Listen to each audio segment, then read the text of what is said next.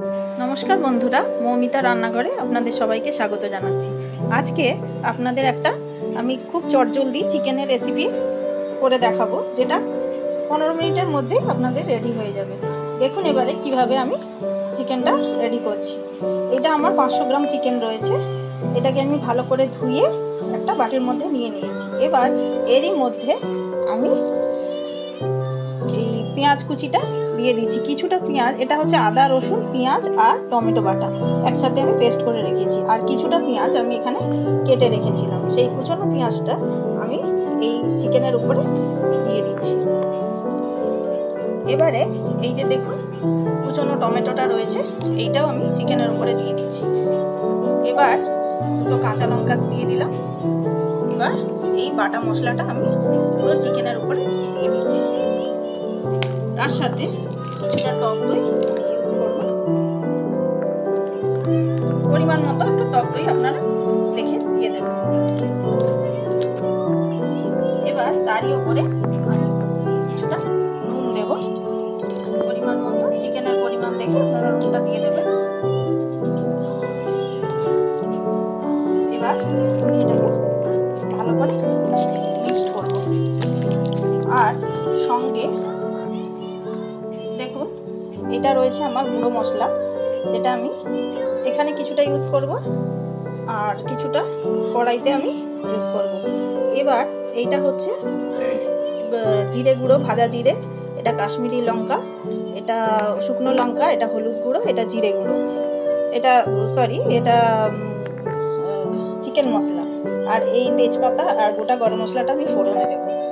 এবার এই মশলার মধ্যে এই হলুদ, এবার এর মধ্যে আমি গুঁড়ো মশলাগুলো অ্যাড করব। এই হলুদ গুঁড়ো, শুকনো লঙ্কার গুঁড়ো, আমি দেখুন কাঁচা লঙ্কা দুটো ইউজ করেছি, আর কাশ্মীরি রেড চিলি, আর এই কিছুটা জিরে গুঁড়োটা এখন দেবো না, ওটা রান্নাতে দেবো, যেহেতু ভাজা জিরে তাই একটু পরে আমি ইউজ করব। এটা হচ্ছে চিকেন মশলা, এটা হাফ আমি এখন দিচ্ছি, আর হাফ মশলা আমি কষাতে দেবো। মাংসটা যখন কষাবো সেই সময় আমি অ্যাড করবো এটা। এবার আমি এটাকে আর একটু তার সাথে সরষে তেল আমি অ্যাড করব অল্প। এবার আমি এটাকে ভালো করে মিক্সড করে নেব। এরকম মিক্সড করে আপনারা 15 মিনিট, হাতে যদি টাইম না থাকে 15 মিনিট একটু আগে থেকে রেখে দেবেন। আর যদি নাও টাইম থাকে রাখার দরকার নেই। এইরকম মিক্সড করে আমি এটাকে একটু রেখে দিচ্ছি। 10 থেকে 15 মিনিট আমি ঢাকা দিয়ে এটাকে রেখে দেব। এবার দেখুন বন্ধুরা, আমি মাংসের জন্য আলুটা ভাজার জন্য কড়াইতে তেল নিয়ে নিয়েছি কিছুটা। এবার তেলের মধ্যে আমি আলুটা দিয়ে দেবো।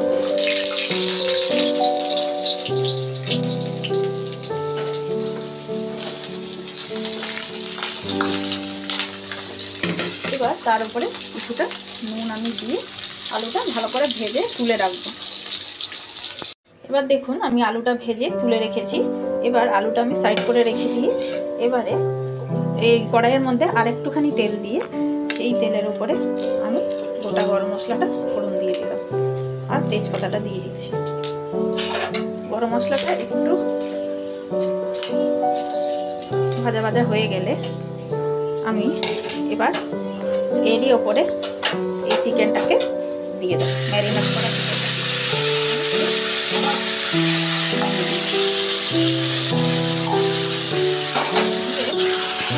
ভালো করে গ্যাসের ফ্লেমটাকে একটু হাই করে দিয়ে আমি এটা কিছুক্ষণ নাড়তে থাকবো। ভালো করে মিক্স করে নিয়ে আমি এটা আবার ঢাকা দিয়ে দেবো। দেখুন বন্ধুরা, আমি এবার আরো কিছুক্ষণ পরে ঢাকাটা খুলে দেখছি মোটামুটি মাংস থেকে এবার হালকা হালকা তেল ছাড়তে আরম্ভ করেছি। এবার আমি এই ভাজা আলুগুলো এর মধ্যে অ্যাড করে দেবো। আমি এই আলুগুলো আর একটু সেদ্ধ হবে ভালো করে, আগে থেকে একটু আলুগুলো অ্যাড করে দেবো। আর আপনারা যদি চান কাঁচা আলু অ্যাড করতে পারেন, মানে না ভেজে, যদি টাইম কম থাকে হাতে তাহলে কাঁচা আলু অ্যাড করতে পারেন। তাহলে সেক্ষেত্রে মাংসের সাথে আলুটাকে দিয়ে দিতে হবে, দিলে মাংস আলু দুটোই একসাথে সেদ্ধ হয়ে যাবে। এবার এইভাবে একটু মিক্স করে দেবো, আর সঙ্গে এই চিকেন মশলাটা রয়েছে এইটা আমি অ্যাড করি। যেহেতু কষা হয়ে এসছে, আর এটা হচ্ছে জিরে গুঁড়ো, ভাজা জিরে গুঁড়ো, এটা অ্যাড করলাম। আর এটা হচ্ছে গরম মশলা দিয়ে অল্প আমি এখানে দিচ্ছি, আর এটা আমি লাস্টে এটাকে ভালো করে একটু মিক্স করে দিচ্ছি।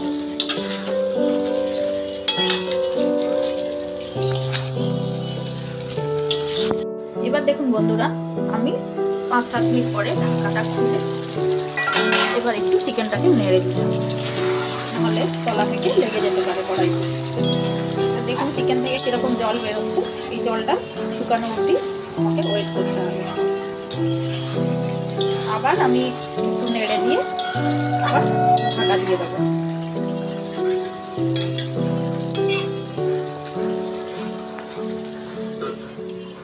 এবার দেখুন ঢাকাটা খুলে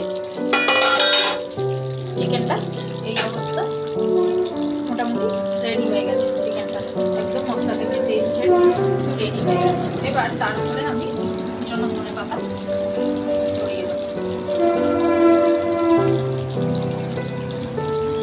আর যে আগে থেকে মশলাটা রেখেছিলাম অল্প সেটা উপর থেকে একটু ছড়িয়ে দেবো।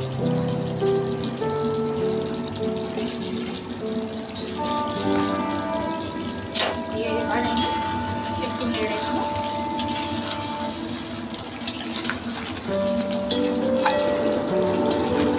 নাড়তে হবে, মাংসটা আমি বেশি ঝোল রাখিনি, ফাঁকা মাথাই করেছি কষা কষার মধ্যে। এবার আমি একবার ঢাকা দিয়ে গ্যাসটা সুইচ অফ করে 2 মিনিট স্ট্যান্ডিং টাইমে রেখে দেবো। এবার দেখুন আমাদের চিকেন কারি একদম রেডি হয়ে গেছে খাবার জন্য। যদি আমার রান্নাটা আপনাদের ভালো লাগে তাহলে আমার চ্যানেলটাকে প্লিজ সাবস্ক্রাইব করে দেবেন, আর একটা লাইক অবশ্যই করবেন। Thank you.